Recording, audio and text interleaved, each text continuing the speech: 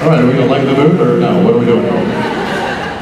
Hi. Hi. I'm so nervous. My friends signed me up to do the question asking, and my name got picked. Here we go. Okay. What is your biggest fear?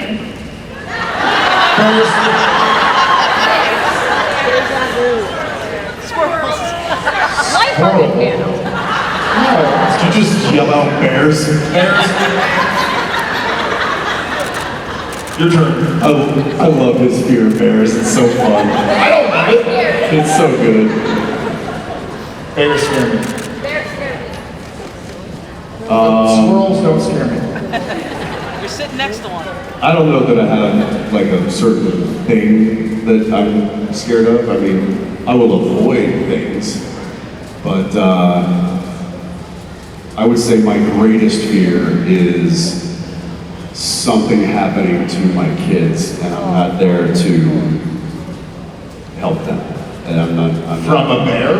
Yes. Yes, my kids are being attacked by a bear, and Jared won't help. Hell no. Jared, you're right there! What? You're right there! Why are you not helping? It's a bear! Run. I gotta go.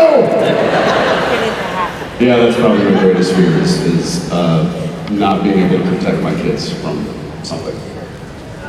Okay. Thank you. Thanks. Thank you. Hi there. Hi. My name's Nicole. I asked this question to Misha yesterday, so I wanted to ask you guys too. We'll get it right. Okay. My question was, when or what are you doing when you feel like you're being the most true version of yourself? Oh, wow. What did he say? He said when he's creating things or making social change, rallying people together. Oh, wow. Mine is far less interesting. Good question. Do you have an immediate answer?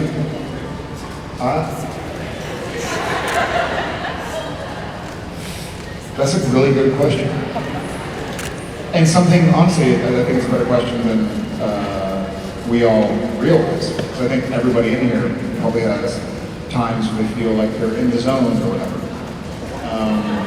Thank you, man. Very nice. Yeah. Yeah, I very think nice. for me, possibly, so one of the things I do every time during a convention especially, but anywhere I travel, is I'll get to the hotel, I'll unpack my bags, I'll put my headphones in and just go for a walk. Not anywhere in particular, maybe I have some deodorant to pick up or something, but I just kind of like pick a direction and go, listen to a podcast or some music or something, or nothing, and just walk around. And I feel like I lose track of what city I'm in, what country I'm in, what I'm doing, and it just feels very, almost meditative. And so I think those times when I can just kind of like put it, I did it yesterday, I did this morning, briefly, but just kind of go and walk and see the world, and no one knows who you are or cares, they're all doing their own thing. Not in a bad way, like I don't care about you, but they're just all living their own lives. And it takes me out of my own head for however long I'm walking. So I think that just going somewhere and going for a walk. Anyway, thank you. So I take the kids to school every morning, and after I drop them off, there's about a 12-minute drive from the school back to my house, where I can do or say or play or sing anything I want. And windows up, of course. Because I don't need to pull to a stoplight with the windows down, and I'm like, so tell me what you want, what you really want.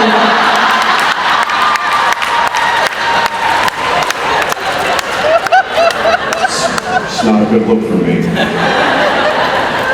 But with those windows up, You tell me and those Spice Girls are getting after it. Are you ginger, posh, spice? Oh, Mel B all day. Mel B. Yeah, because I married a scary Spice. So.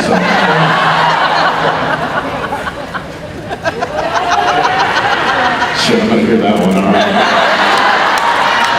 Turn your phones off.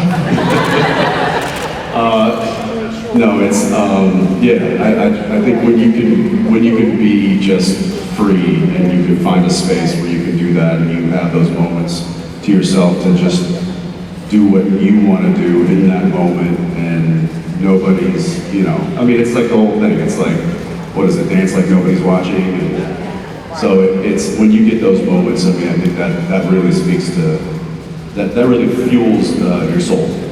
So you gotta take those moments. Like don't ignore those moments. Don't think, oh, I need to make a phone call or I need to do something here. Embrace those moments, find them, use them, utilize them, and I think it's just good for your soul. And isn't there a Spice Girls song that has something about like be who you want to be or do what you want to do? Right? Am I imagining? I don't know. There's only one song I know. One verse. I don't even know it that well. It was the first thing that came to mind. Amazing. Thank you so much. Thanks. Hey, Jess. Hi. My name's Olivia. I was wondering, what is a hill you are willing to die on 100% of the time? Not doing the dishes. No, I'm kidding. That I have dress, died on that hill many times. that And dress rolled was off and had to climb it back. the dress was blue and black. Period.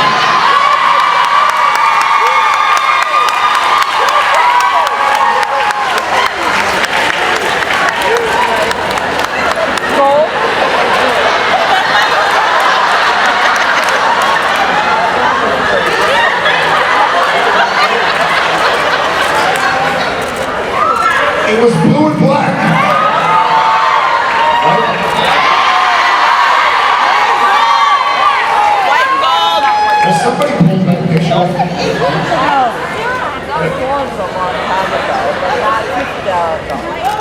Blue and black. Yeah, it's cool. What else was there?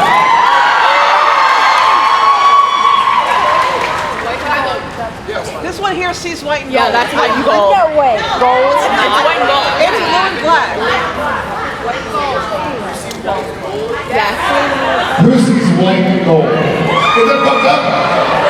Wait, on this photo right here. You see white and gold? Y'all gotta get your eyes checked. They got surgery for that, you know. It's different sides of the brain. It's inside the brain. Different. Get your brains checked. That's what that is. I mean, you made a huge mistake giving me your phone unlocked. One second.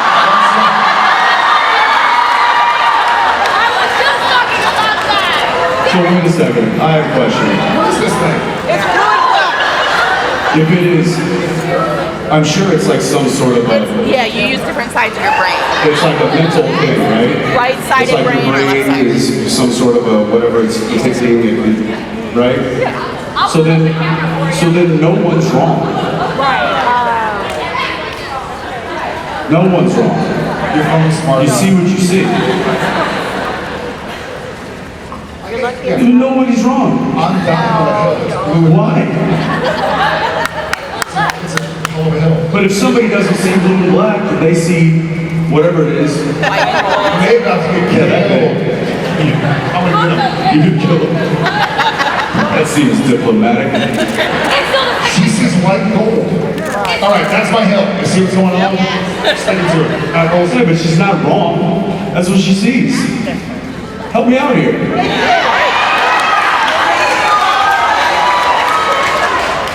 See what I started? When you started. Okay. What hill would you die? Central Jersey isn't real. There's only one.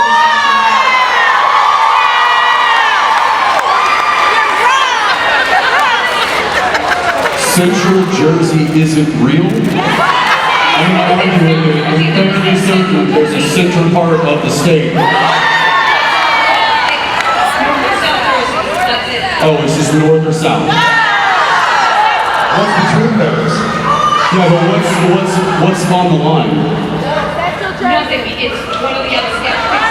It's like a pencil thin line going across New Jersey. It's like, pick a side! All right. I thought it was gonna be like, Austin makes the best barbecue. No, the best barbecue. But you're talking about like color. Yes! It's a hill you have to die on. Yeah, I'm with you. I'll tell you the hill I'm gonna die on. Freedom.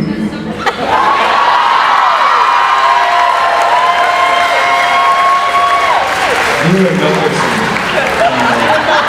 William Wallace. More specifically. William Wallace, there you go, that's better.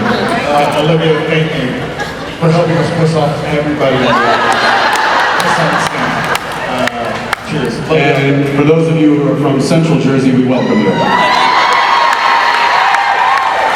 She's like, she just did that.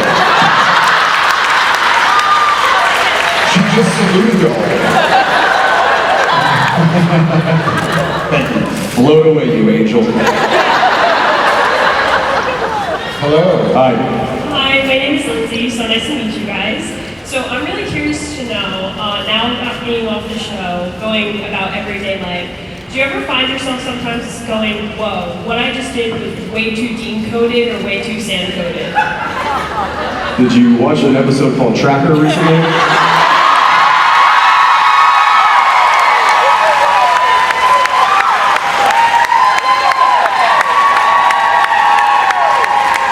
Was that shoot that in North America or South America? It's like Central America.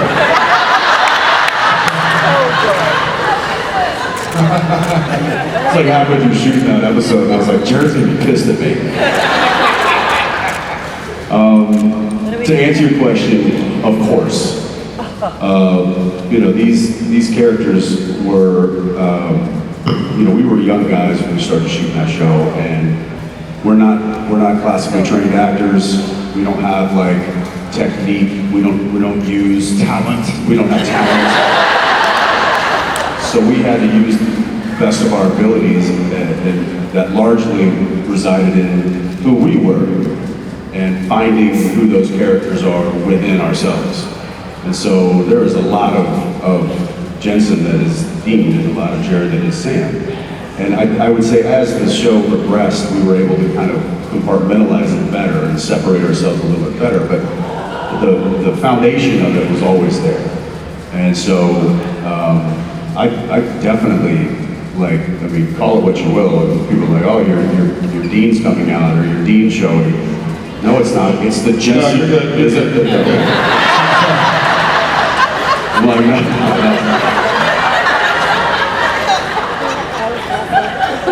Right there, that right there. Case in point. And it's not necessarily my Dean showing, it's the Jensen part of Dean that's coming out. There's lots of parts. It's part heavy. Yes, exactly what he said. I will say it's so difficult because we played Sam and Dean for 15 years, or in my case, I played Sam and Dean for 20 years.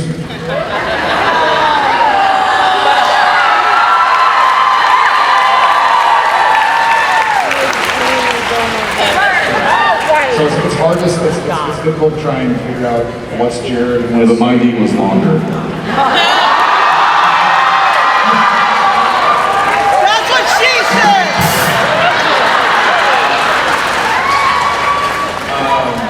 So it's kind of difficult to see what's what, but a lot of the scenes, we call them in TV film land exposition, and that's basically when Sam and Dean are going like, okay, the widower or the widow lives in this city, and they found the spouse dead, or well, like, let's go to the morgue, let's go to the police station, let's go to their house and interview them. Sam, you know, it was the kind of good cop, bad cop, classic structure, and Sam generally was the one who was more curious and open to what was going on.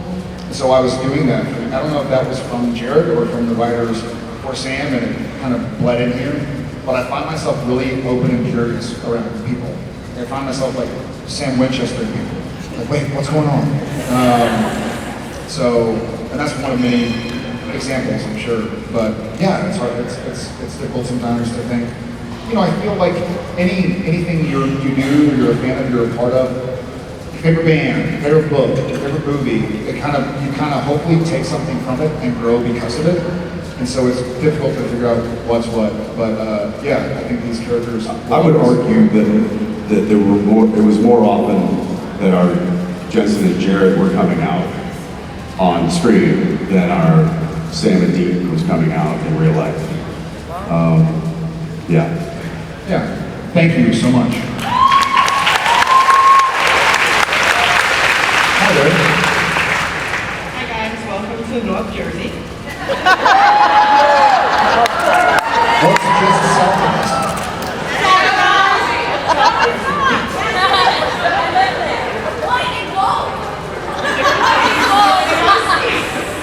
But my question is again, what do we have to do to get you on the master scene?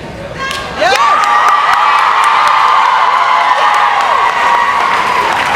We told you, Jensen. I've seen a little of that show.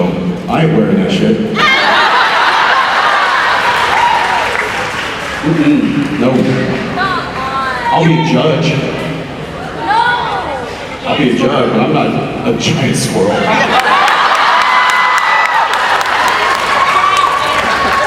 It might be a little on the nose, but yeah, no. No. You'd be great on that show. Not for me. No. Not my bag, baby. Thank you. Thank you. I'm gonna be on next season, by the way. He can't tell The offer comes rolling in this afternoon. I would never do that, but watch this Wednesday at 9 p.m. Hi, I've watched the show since season 4. This is my first convention, so it's really nice to meet you guys. Wait, like you started in season 4, or you missed the first 3 seasons? When season 4 was airing, I You started the show. watched it. Copy that. Amazing. So my question is about the finale. So Dean's monologue in the finale was one of the most beautiful scenes in the show to me. I feel like it expressed a lot about your relationship and with Sam and Dean, so thank you for bringing us home with that. It was gorgeous. My question in particular is about how one of Dean's lines in the monologue in the finale, he says, "I'm proud of you," to Sam. And in season 9, he has another death scene, and in that scene, he says, "I'm proud of us." So I was wondering about what the difference between those 2 scenes are, what both of you guys think about the difference between that line in particular. Good question. There is a difference, and it's just one word.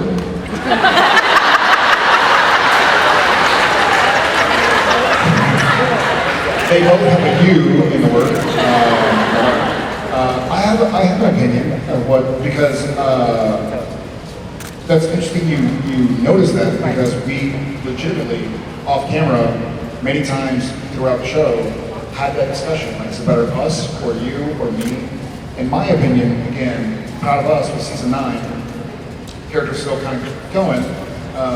I think for me, in season 15, it was more, he was saying goodbye. In season 9, he wasn't really saying goodbye. We know that after the fact, obviously. But I think in season 15, like season 9, he wasn't ready to die. You know, like season 2, when he signed the Crossroads Demon deal, he didn't want to die at the end of season 3, etc. I think it occurred to me and Sam that when he said, "I'm proud of you," it was a really poignant and firm goodbye.